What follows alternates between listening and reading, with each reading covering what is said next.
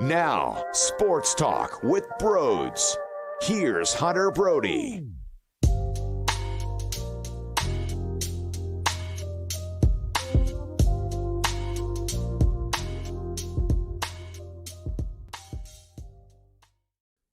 I hate the Flyers right now. I absolutely despise the orange and the black at this point in my life, and it sucks, and it shouldn't be this way, but we are just accustomed to garbage hockey nonstop. I'm watching Zach McEwen and Delorier drop the gloves within 8 seconds, and do you know why? Because they aren't good enough to actually win hockey games, even though ironically enough they won that one, but it's their only victory in their last 12 games, so I think my point stands. You only make that type of statement when you don't have skill, you suck, and it's like, hey, we have to do something out here, so you send a guy that you signed to a couple-year deal at his age who blows at the sport of hockey just for that. It really is a disgrace as a whole, and there's so many different angles that I want to look at today. We're going to look at their poor drafting and the players that we thought were good that really aren't very good at all, and we're watching that over the years. First round picks.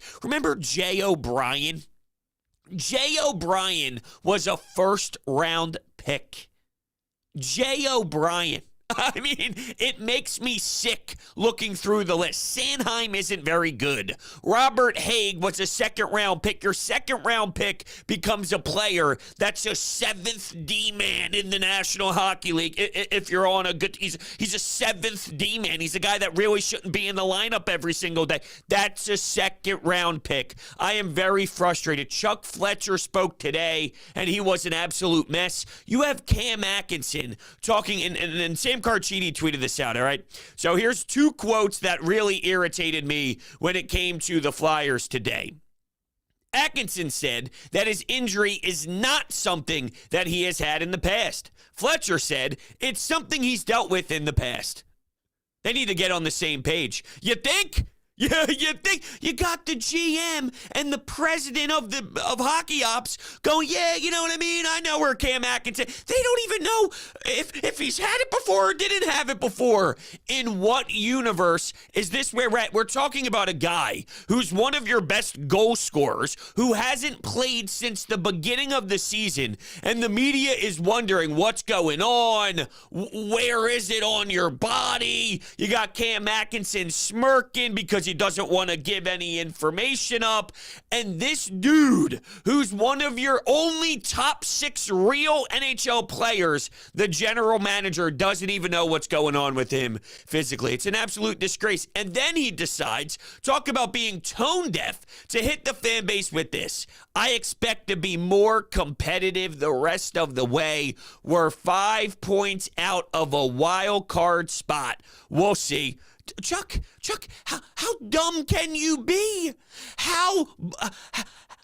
What?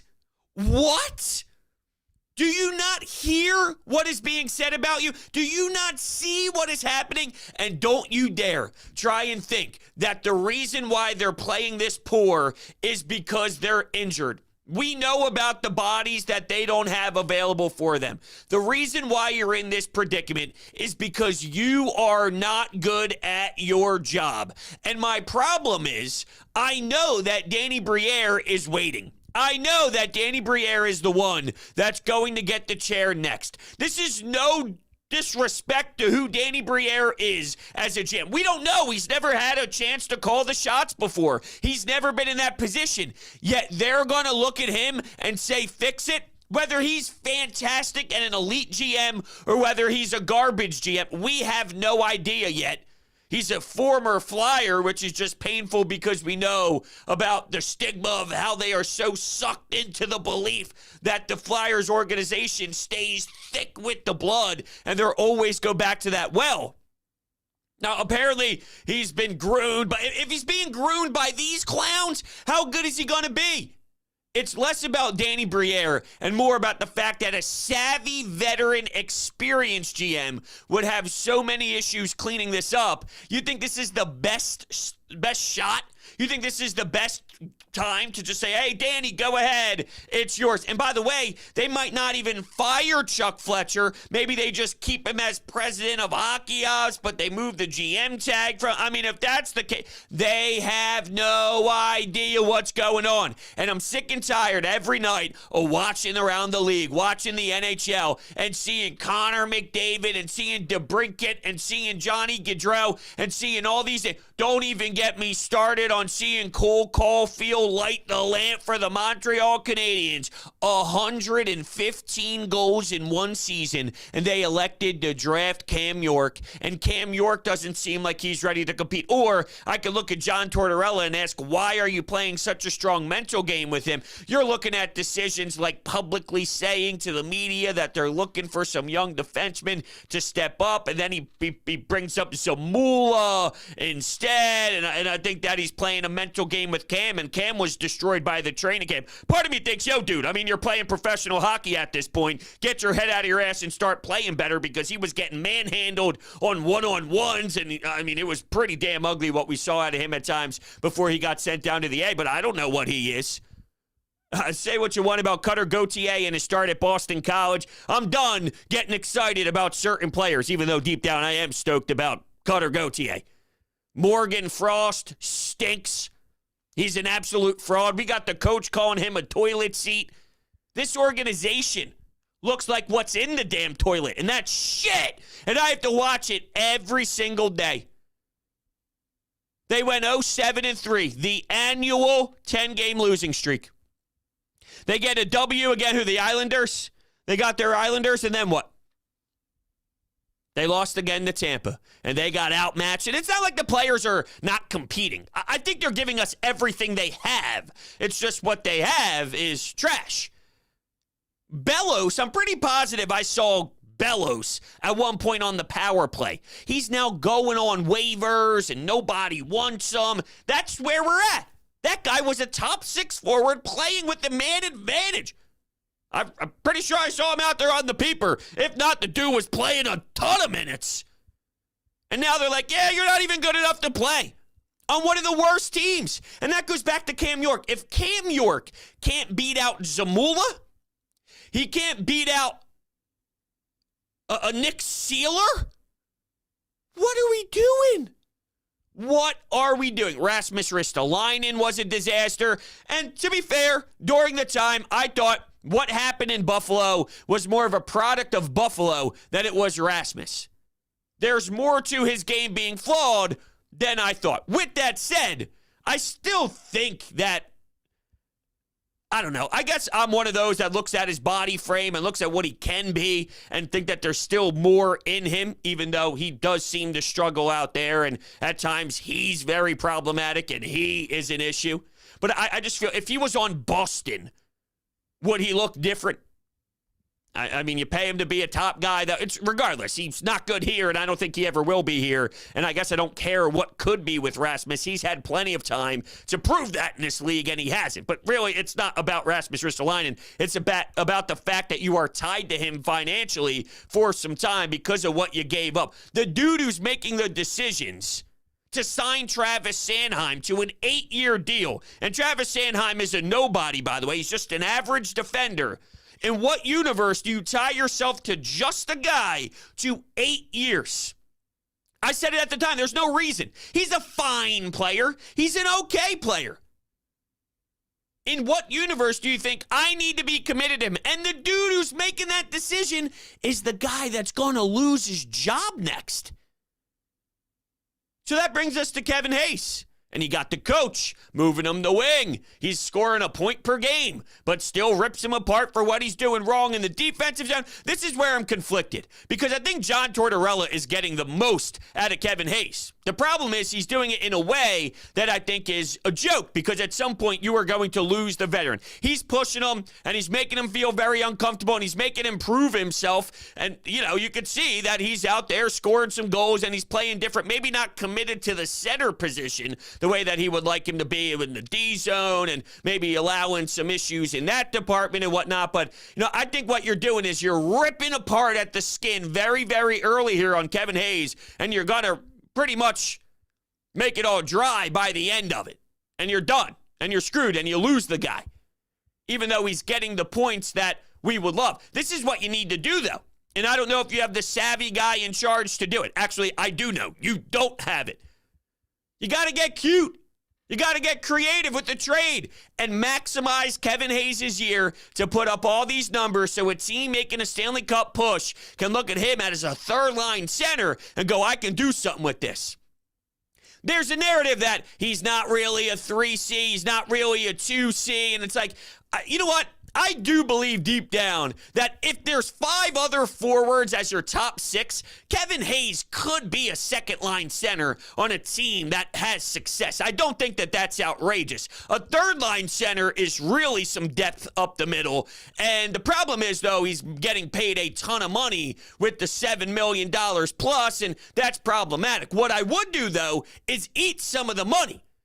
If you eat some money and a team has Kevin Hayes for longer than just this year at the trade deadline, and he's there for a couple more seasons, but they're only paying about $4 million, $3 million.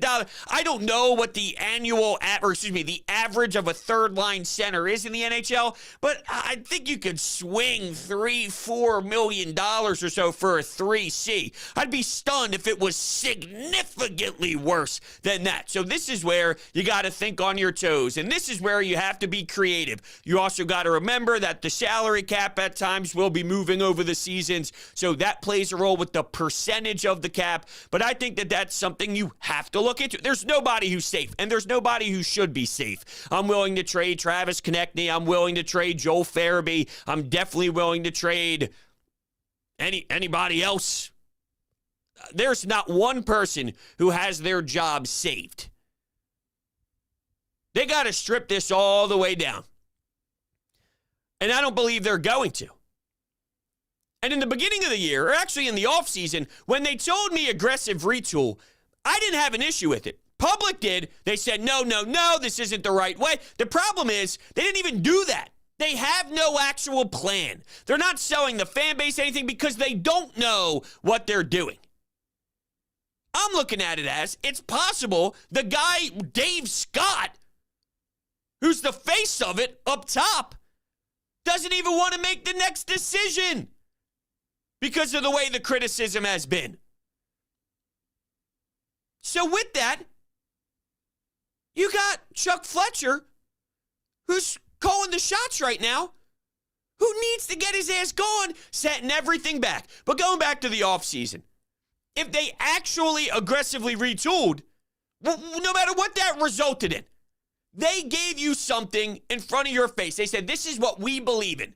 You might not like what we believe in, but this is what we believe in. And then they didn't do it. They didn't do it. That's my issue. An aggressive retool, you go bring home the South Jersey native Johnny Gaudreau. You go make some splashes because Ryan Ellis and Nolan Patrick wasn't really their fault. With some of the draft picks, I have major problems with. With Nolan Patrick, at that time, consensus number 1 and number 2 picks, Nolan Patrick was that. He just didn't pan out. The concussions were a problem. He was never really able to get over that and jump over that hurdle. So he was a bust. But in the hockey world, at the time of the draft, that's what everybody told the world to do, and it just happened to be a bust without the Flyers' fault. I actually give them a free pass in that circumstance. Ryan Ellis is you got to make these moves to aggressively retool. And then once Delorier and Tony DeAngelo were their splashes, I go, they're so dysfunctional. I don't think Tony DeAngelo has been that bad. He's being asked to play a role that's not really suited for him. He's a very good power play specialist. This team sometimes makes me vomit in that department. But I'm also looking at it going, Noah Cates, who's this? Sedlak? Sedlak is playing 5-on-4. Who else is out there? Owen Tippett. Morgan Frost. What do you want me to say about these dudes? It's a laughable joke. This is what they're running. Well, Stamkos, Kucherov. Do you see the difference? The Penguins came in on Black Friday and said, we're going to absolutely obliterate you. Here's Sidney Crosby, Doing it again. What do you know? What do you know? You got to look at Kevin Hayes and do something with that.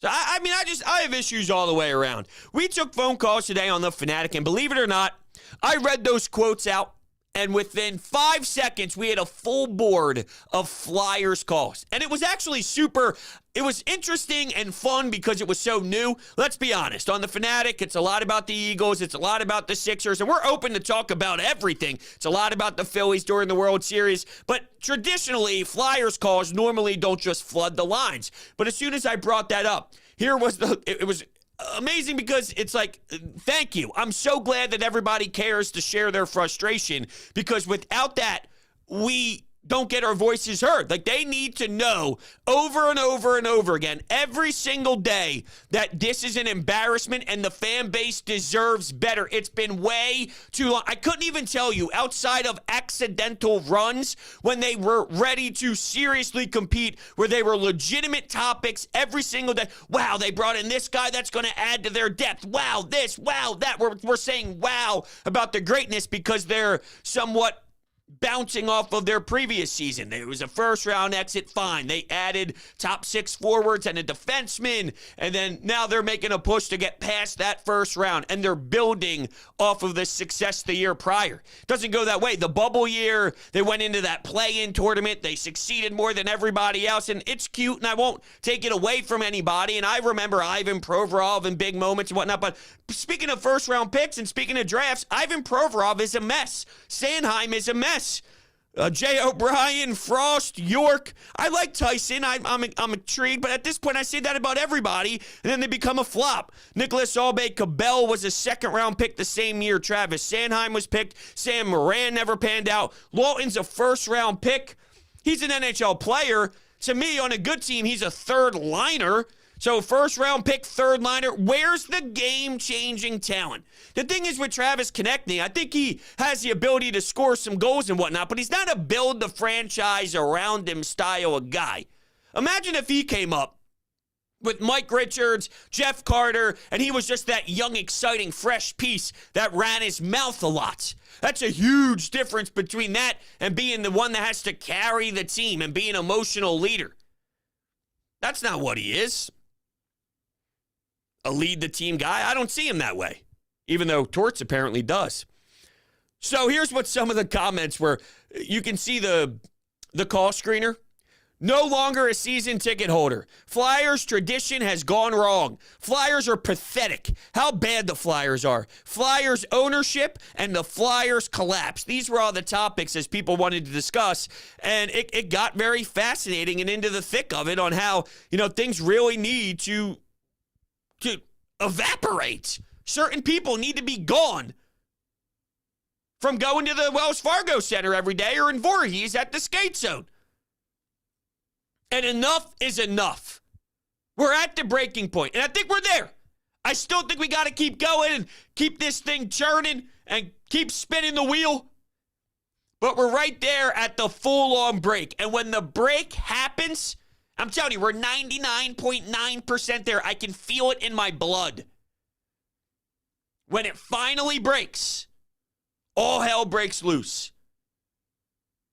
I'm the first one ready to chant Chuck Fletcher has to go. I don't think Dave Scott is going to pick the right piece to change the issues. Because an inexperienced man is one that concerns me. But I know John Tortorella loves Danny Briere. There's got to be people that watch Chuck every day and wonder, what the hell are you doing? The counter argument to that is, though, aren't there groups where they communicate on this stuff? Tortorella has to hate it. And Tortorella's going to be here longer in the long run. I lose my mind. I'm sorry. I lose my mind. Some text messages and some tweets throughout the day that I kind of want to bring up. This is from Charles. If Dave Scott is still here, can this be fixed no matter who comes in? And I I saw that tweet earlier, so that kind of bounced into my head as soon as I brought up the Dave Scott thing. Yeah, I think if the GM is the right hire, and if Chuck Fletcher isn't the president anymore and he really is gone and doesn't have any sort of input anymore, and the new GM is a smart hockey man that knows what he's doing, even if Dave Scott is incompetent, and even if the Flyers organization ran by Comcast is an issue, if you have this, if Brian Burke was in here, I think I would feel a lot better on the trajectory of where they were. So if it's the right guy there, even with Dave Scott in power, yes. Yes, I do believe that they can change this. And who knows, Danny Briere is that up-and-coming guy. I'm pretty positive there were conversations with Montreal and the Canadiens, but I also find it weird, why would you want to be groomed under the Philadelphia Flyers if there was possibly a Canadian sort of tie? And I don't know how it all played out. I didn't dive super deep into the details at the time.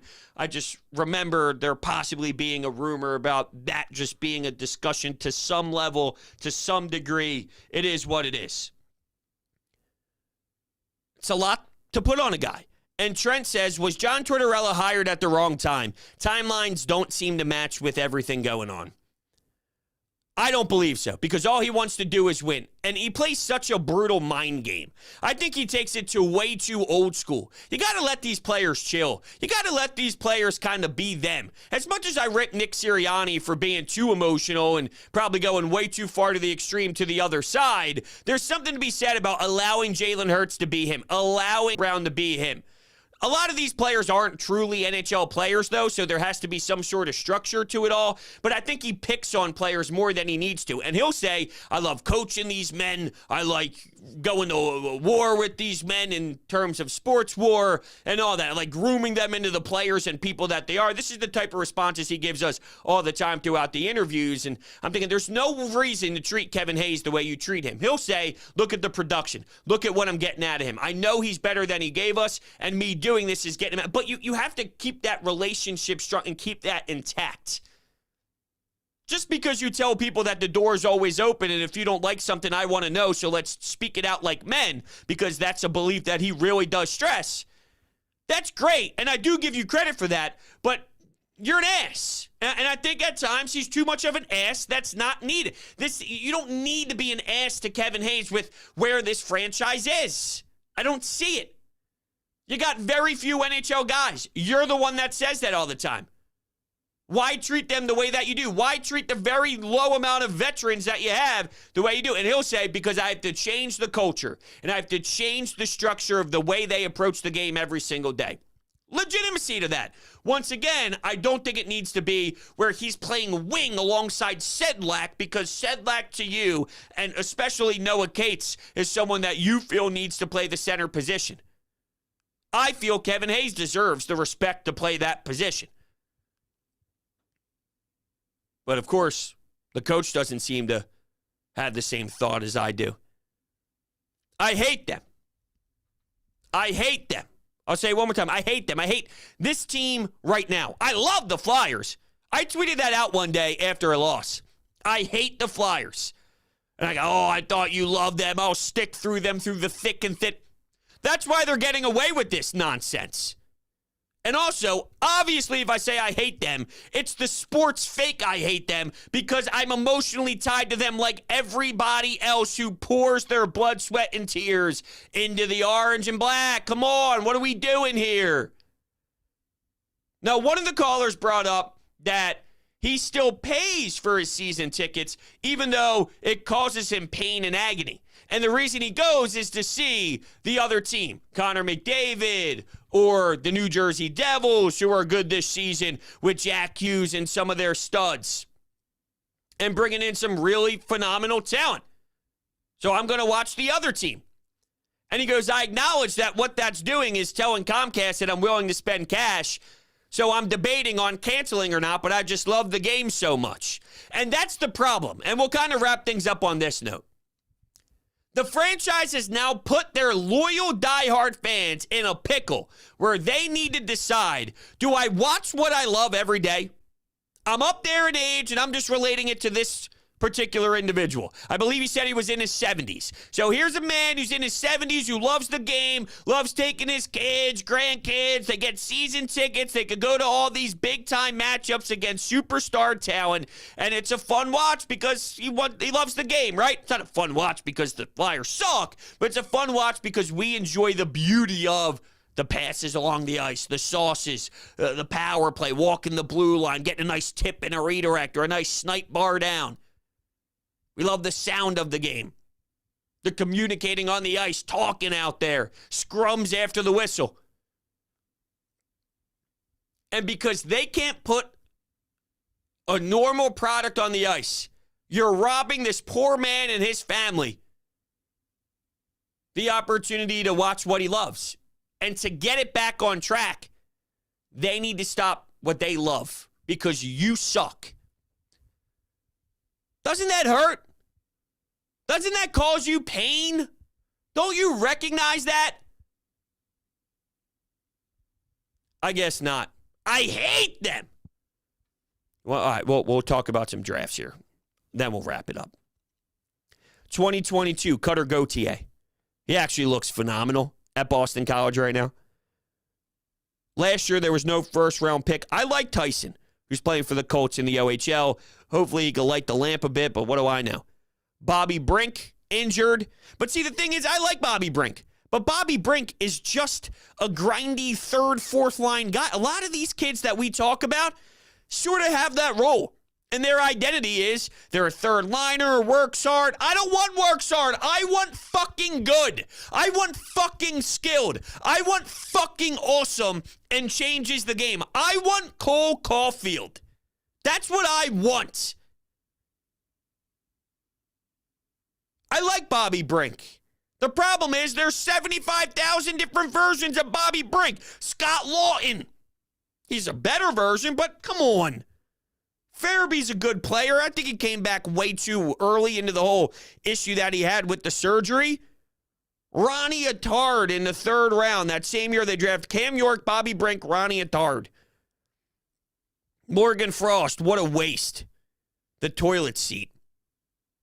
In 2016, Wade Allison in the second round with Carter Hart. That's what stands out the most, unless you like Tanner Lazinski in the sixth. Whoop-de-damn-do. Provorov stinks. He's not what I thought he'd be. Sanheim stinks. He's not what I thought he'd be. Well, how about this draft? 2014, Samheim in the first. Aube Kubel in the second. Mark Friedman in the third. Lindblom in the fifth. This is the type of talent we're talking about. The last time they drafted a real impact, 2011, Sean Couturier, but he's injured as injured can be. JVR in 2007, Claude Giroux in 6. That's really where you're at. And the 2007 one, I mean, that's not really their fault that they didn't get the first overall pick for Patrick Kane. But with JVR, they did draft Pat Maroon that year in the 6th round. But who would have known that Pat Maroon would be this Pat Maroon? I hate them. Thank you, everybody, so much for hanging out with me. Seriously. You're the greatest. I needed this. Thank you. I needed this time to just let you know how frustrated I am. And, yeah, I mean, they're not talkable every night. I can't break them down every single game. Instead, it'll just be periodic pop-ins. And I think the next time we speak might be when Chuck's no longer in the GM chair. Will he still be in the organization? It sounds like that's possible. I don't know. I hate them. Thank you so much. Catch you on the next one.